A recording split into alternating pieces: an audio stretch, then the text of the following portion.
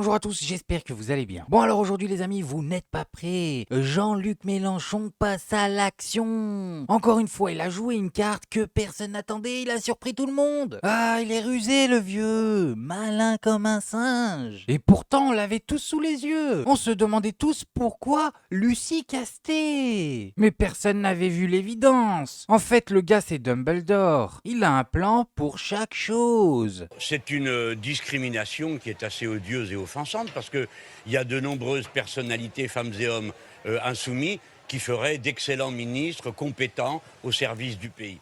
Deuxièmement, je leur dirais volontiers, vous avez oublié de le dire aux électeurs au deuxième tour, parce que si vous aviez dit aux électeurs que vous n'accepteriez jamais que les insoumis soient au gouvernement, peut-être qu'ils auraient voté différemment au deuxième tour ou pas voté. Enfin, je dirais toujours sur la même question, et pour ne pas passer à côté du sujet, nous ne serons jamais du côté du problème. Nous serons toujours du côté de la solution. Alors pour répondre bien franchement à votre question, c'est à mon tour de poser une question au chef des trois partis, macronistes et de la droite. Le gouvernement de Madame Lucie Casté, s'il ne comportait aucun ministre insoumis, est-ce que vous vous engagez à ne pas voter la censure et à lui permettre d'appliquer le programme pour lequel nous sommes arrivés en tête des élections législatives? Répondez-nous.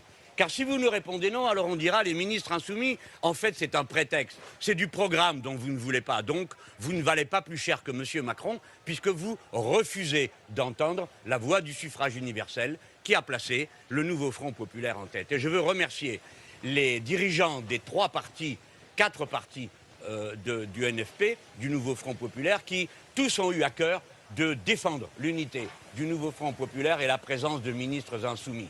Et je leur dis que ma réponse est: nous ne serons jamais le problème, nous serons toujours la solution. C'est à vous les macronistes, c'est à vous la droite de dire si oui ou non vous respectez la voie du suffrage universel. Sinon, vous ne valez pas plus cher que M. Macron lui-même. Et je le redis à M. Macron. Nous vous avons adressé un avertissement.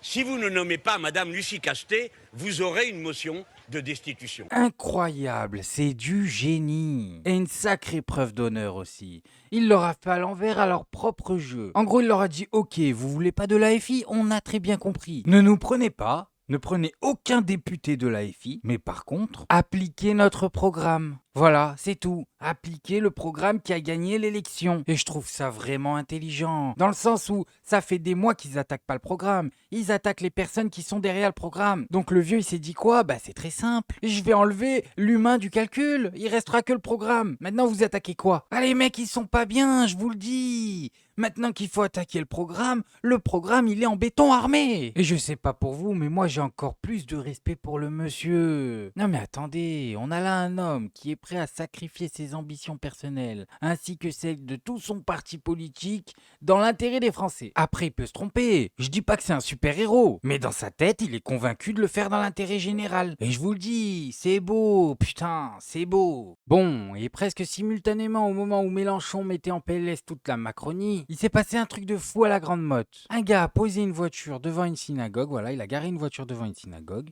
et il a mis le feu à sa voiture. Et dans sa voiture, il y avait une bouteille de gaz. Donc vous imaginez bien la suite. Après, ne vous inquiétez pas, il n'y a pas eu de blessés. Il y avait 5 gars dans le bâtiment, je crois. Et même si censément on était samedi matin et que c'était le jour où il y aurait dû avoir le plus de monde, là, le hasard a fait que il y avait personne. Ils avaient décalé exceptionnellement l'heure où ils devaient être là-bas. Et je vous vois venir, commencez pas à faire les paranos. Il y avait personne. Réjouis-toi, heureusement qu'il y avait personne. Bon bref, ils ont fini par rattraper le gars le soir même. Et je vous le dis, c'est le seul qui a fini blessé dans cette histoire en fait. Mais attention, il méritait. Attends, déjà le gars attaque un lieu de culte. Excuse-moi, mais t'es une demeure. Et en plus, quand les flics sont venus le cueillir, il leur a tiré dessus. Alors moi je dis, estime-toi heureux qu'il t'ait pas terminé. J'espère que tu vas croupir longtemps dans ton trou. Et j'ai oublié de vous dire les amis, mais quand il a fait tout ça, il portait bien sûr un drapeau palestinien, et oui. Ah mais dans sa tête, il avait deux choix, soit il mettait le drapeau palestinien, soit il se déguisait en pastèque. Mais il s'est dit, le costume de pastèque, ça l'aurait ralenti pour fuir, donc le choix était vite fait. Et ça, c'est autre chose aussi, les amis. Le gars, son plan, c'est de fuir, mais il se pointe avec un drapeau palestinien et il passe devant les caméras. Mais pourquoi? Ça n'a aucun sens. Si ton plan, c'est de fuir, pourquoi t'as fait en sorte qu'on puisse t'identifier? C'est complètement débile. Non, mais moi j'aime pas cette histoire. Elle pue, je vous le dis, elle pue. Je sais déjà où on m'emmène et ça m'énerve. Maître, je vais vous faire réagir. Je voudrais qu'on regarde ensemble un tweet de Mathilde Panot, l'insoumise, ce matin, qui a fait part de sa profonde indignation face à ce qu'elle a appelé une tentative d'incendie criminel de la synagogue de la Grande Motte. J'adresse à la communauté juive de France notre solidarité pleine et entière face à cet acte odieux. Que pensez-vous de la parole des insoumis dont on est en train de parler là? Alors, je suis sidérée par tant d'indécence, en fait. Je trouve ça très, très indécent. Ah, moi je suis comme elle, je suis sidéré par tant d'indécence. Non, là c'est vraiment trop indécent. Allez, de toute façon les insoumis peuvent tweeter n'importe quoi, ils seront jamais contents les médias. Je sais pas, là la position de Mathilde Panot elle est claire, nette et précise. Tu devrais être contente. Eh ben non, elle trouve ça indécent. Alors, je suis sidérée par tant d'indécence, en fait. Je trouve ça très, très indécent. Je suis pas étonnée, en vrai. Mais je suis encore une fois en colère. Je rappelle aux personnes qui nous écoutent ce soir qu'on a un cliché qui a été extrait de la vidéosurveillance et que sur ce cliché, on voit cet homme qui est l'auteur présumé de cet attentat drapé dans un kéfier, dans un drapeau palestinien. Donc son acte est signé.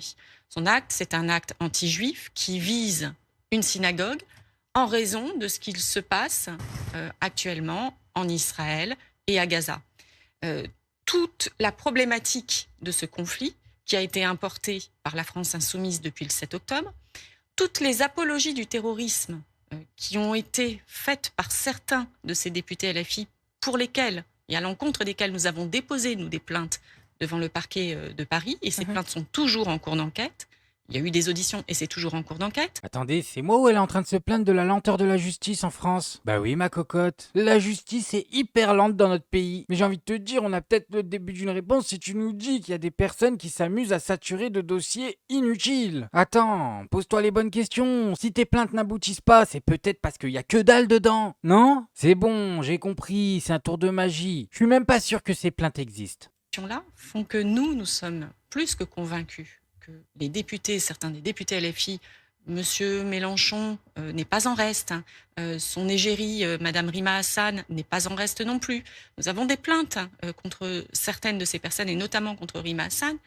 Toutes ces personnes-là ont contribué à faire monter la haine antisémite, sous couvert d'antisionisme qui n'est, on le sait, que le faux. Bon, c'est bon, on a bien compris où elle voulait en venir. Toutes les occasions sont bonnes pour frapper sur la même cible. Et là, je vous dis, c'était trop beau. C'était sûr et certain que ça allait finir sur le dos de Mélenchon. Non mais c'est une blague, franchement. Une parodie. Attendez, je vais émettre une folle hypothèse. Et si, en fait, le responsable de tout ça, c'était contre toute attente celui qui avait fait ça? Ah, je sais, c'est une théorie culottée. Mais apparemment, pour BFM TV, c'est plus crédible de dire que c'est Mathilde Panot et Mélenchon qui l'ont poussé à faire ça. Franchement, sur BFM, ça nous sort des avocats pénalistes, des journalistes. Non, les gars, vous êtes tous des scénaristes. Bon, puisque LFI doit se défendre parce que tu te tais et tu manges, c'est le vieux en personne, Jean-Luc Mélenchon, qui va s'en charger. Alors, je vous propose d'écouter Jean-Luc Mélenchon, qui a été régulièrement, effectivement, pointé du doigt pour ne pas condamner assez fermement l'antisémitisme. Il a réagi après cette attaque à la Grande Motte. Il faut faire bloc en face du racisme et de l'antisémitisme. C'est une utilisation qui ne convainc... D'ailleurs, il n'arrive à rien. Il ne convainc que les imbéciles comme eux qui peuvent croire à de telles sornettes. Et le jour où vous aurez besoin, vous serez bien content de nous trouver pour mener la lutte avec vous. Alors ça suffit d'inventer comme ça et d'insulter. Demandez, montrez-moi si vous trouvez une seule parole de moi, un seul texte, un seul acte de moi ou de mes amis. Ils ne sont pas capables d'en donner la moindre preuve. Qu'on ne gagne rien à fracturer sans cesse les gens. Y a-t-il trop de gens pour lutter contre l'antisémitisme qu'on puisse se passer des insoumis et du premier d'entre eux que je suis? C'est odieux.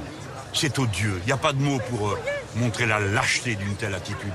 Est-ce que j'accuse la droite ou Madame Le Pen de chaque attaque contre un noir ou un arabe?